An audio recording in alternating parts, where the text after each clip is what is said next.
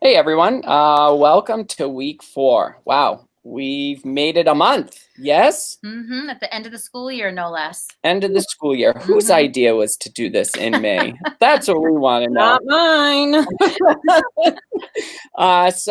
Welcome. This is our last week, and I guess the big theme is how can we start to bring sketchnote into the classroom?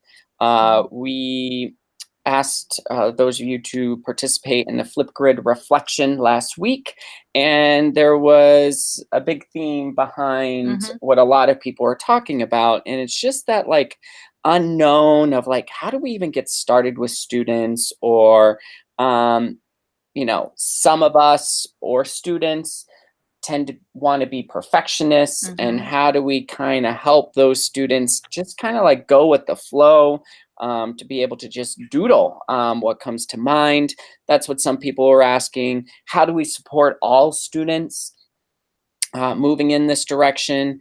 And we really like this one comment from an individual that said, help, this is like a foreign language to me. And that's very true. Very, very true. And I can relate a little bit. I went to a workshop last week, and after about, I don't know, 2 hours of kind of doing a little doodling, I happened to be sitting next to Karen, and I just said, I, I can't anymore. And I should have kept going, right? I should have continued to push myself to grow, because that's the only way that we will grow.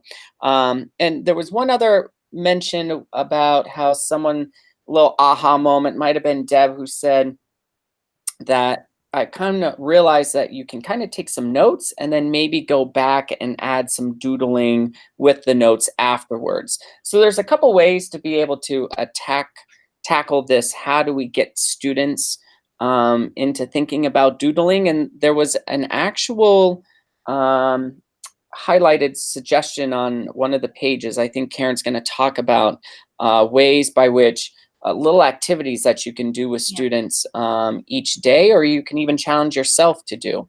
So I think practice. Yeah, practice. Practice makes perfect. So Karen, do you want to go ahead and chat about that?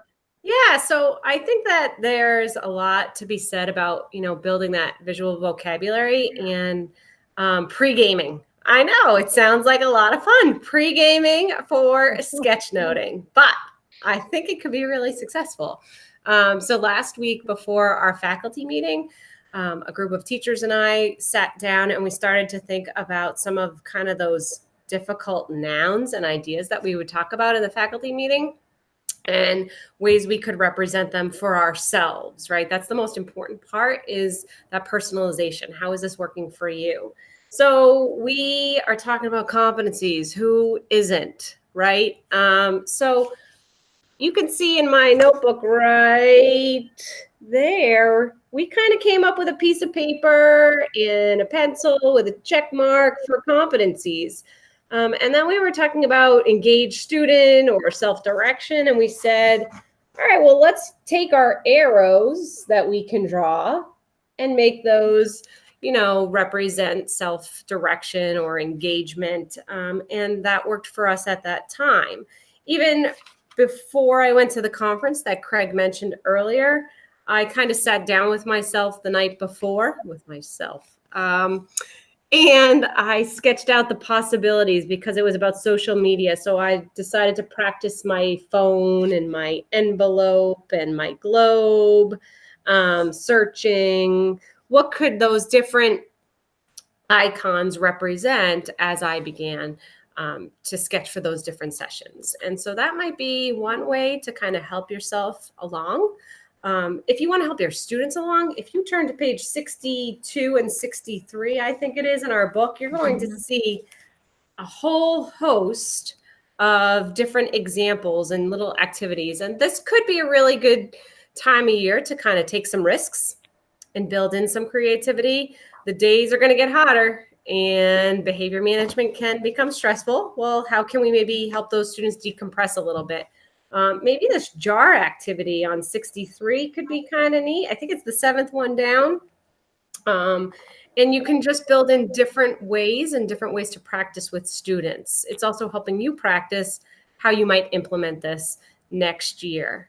So we want you to think about that. How are you going to do this in your classroom? maybe in the next month, maybe next year. And we're hoping on pages 32 to 33, you're going to notice you have 2 blank pages that you can start to think about some of those words that are specific to your content area or your grade level, and start sketching out some symbols that work for you. And the idea is this week that you're not necessarily using symbols that are on a piece of paper already. So like if you're a world language teacher, what's 5 or 6 icons that make sense for you that you think you would want your students to be able to start to get experts? Is that correct, Karen? Yeah, things that you think, your students could use. Like I said, that piece of paper, that could represent anything. It just depends on kind of what you're talking about in your class, right? Yeah, it might be neat to, as you think of those terms and come up with those icons for yourself. If you, are talking with your students and you start drawing them on, the board, and if you haven't used it with them before, I'd be curious to hear what their thoughts are as you start sketching the information you're giving them. So I want to back up to pages 32 and 33 for a second, because I heard a lot of people talking about in the Flipgrid that they're recognizing what their style is and how they like to maybe, write a word and decorate around it rather than using fancy font. So when I look at pages 32 and 33, one of them is like the big white open space here. And then the other one has the squares. So maybe you might discover you're comfortable having those little spaces already laid out for you. And maybe you're a person who just likes the big open white space and can kind of do that yourself. So, that's something to think about as well. Hey, I just noticed on page 32, there's some fun words on the side. Do boxes help you order your thoughts? There's a reason outlines help writers draft. So maybe those boxes will help. Yeah.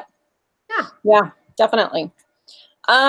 So on Thursday, we're going to ask you to do something a little bit different. So we've been sharing some resources with you, and I know a couple people have emailed us with some resources and put some stuff out on Twitter that they've found. We want you to take a little bit of time and see, what are some articles you've come across, or videos, or podcasts, or other resources that have helped you through these past 4 weeks. And you'll find on I'm pretty sure it's slide 13 in our slide deck, there's going to be a link to a Google Doc. And that's where we're going to ask you to, put your name, link that resource for us. If you have anything to say about the resource, there's a spot for that as well. That way we can kind of start to curate all that information in one place, so that we can continue to learn from, each other.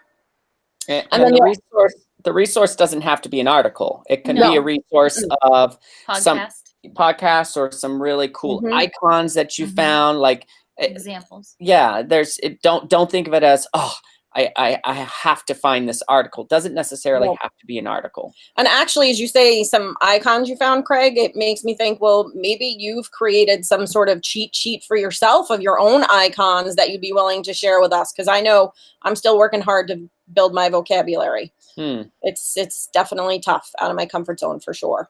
So also on slide 13, you'll see there's a link to a survey that we're asking you to fill out. It's going to give us some, your feedback is important. So we want to hear from you. And then once you fill that out, you will get a certificate so that you can earn your PD hours for joining us in this sketchnoting journey. Yes. Do you have anything else they want to add? No, maybe you can check out the Flipgrid. I know that we left you some comments. So we tried to respond to the Flipgrid videos. I think we are pretty close to having all of them done, from earlier in the session and even just this past week. So look at those and then continue to build your PLN for this, right? There's resources out there and we want to see you continue to do this. Look on Twitter. You can contact any of us for ideas. And we just need to keep supporting each other as we continue to sketch and look for ways to incorporate creativity into all of our classrooms.